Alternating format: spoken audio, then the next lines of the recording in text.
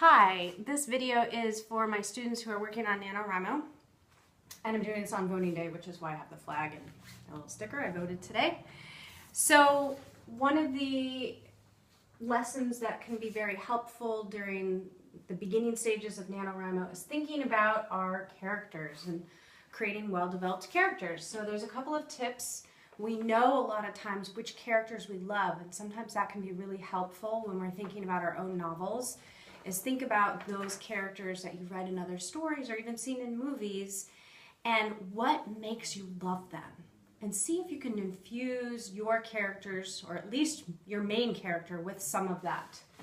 So we're working on this objective of writing narratives with complex characters and including some revealing details about those characters.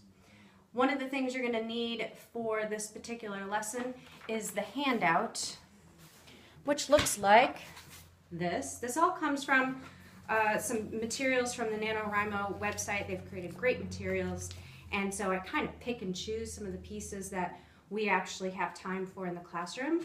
And so you'll want this, creating well-developed characters, to give you some tips about what is the difference between a flat character, for instance, and they call it original, but we'll get back to this in a minute, dynamic characters. So on our little handout, we have a 2-sentence description of a flat character. Steve was a good kid. He got good grades and was never late to class. Okay, not super exciting. So then the people who created this handout for us, they included some more details. So this is a more well-developed version. Steve Goodhold was a good kid. Yeah, maybe you wouldn't want good twice, but that's fine. He got good grades and was never late to class. Little did everyone know that he spent his nights working as an internet hacker for a modern mafioso who he met through his older cousin, Peter. Steve didn't need much sleep, which was a good thing. He slept maybe 2 hours a night and spent the rest of his time stealing identities, wiring funds, and making more money than both his parents combined. He told himself he was saving for college, but the thrill of his secret life of crime was steadily eroding his interest in an Ivy League education. So already we've got some intrigue with this character. What is he going to accomplish in this particular story? So we want to think about our different characters. Our protagonist, as you know from our previous lessons in class, is our main character. So when we were looking at the Pearl, it would be Kino. His supporting characters would be his brother, his wife, and then his antagonist. Perhaps it would be the doctor at some points in time. Perhaps it was the Pearl dealers. But oftentimes the antagonist is internal. So if you flip through your packet and you find there's a great description of what a physical antagonist is, and then the abstract antagonist, which is our internal antagonist. And most stories have some sort of combination of both. And it's that internal conflict that becomes really interesting in a story. Like, what is the motivation? What are the conflicts? What's happening? So that's where we come to what's a dynamic versus a static character. A dynamic character may be confronted with that physical antagonist and also those internal antagonists. And then is he or she gonna, rise to the occasion and thwart those problems and solve those problems and end in success? Or is that dynamic character going to not meet the challenges and not do well, but so there's some sort of change that's happening with that character? A static character is kind of the same all the way through.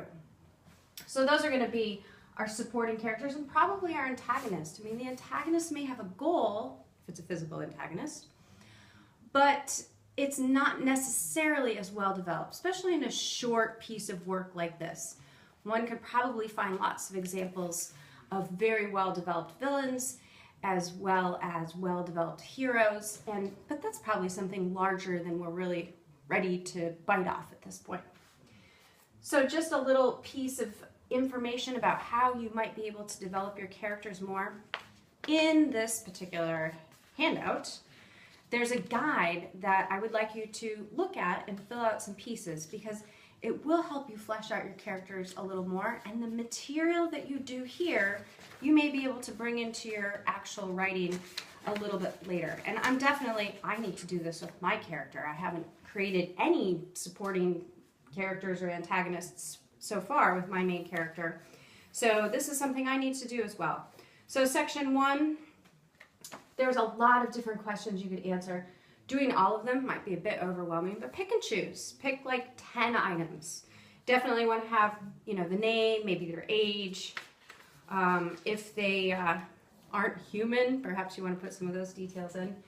And then part 2 of this particular packet is about our supporting characters. Obviously, you could do more than one, but I'm asking you to at least do one.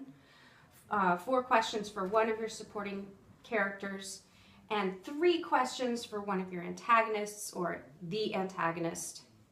And then if you have an abstract antagonist, you can put a little information in here. Be prepared to share this, because the day that we don't have for writing, we're going to be looking at this in the classroom. And if you want some more information, not really information, but if you need some help with character names, I'm going to put some links in below that I've found in the past and my students have found for character name generation, which can be a lot of fun. So if you have any questions, feel free to let me know. Make sure you have this information with you and enjoy the creating process. And I look forward to learning more about your characters. Thanks for watching.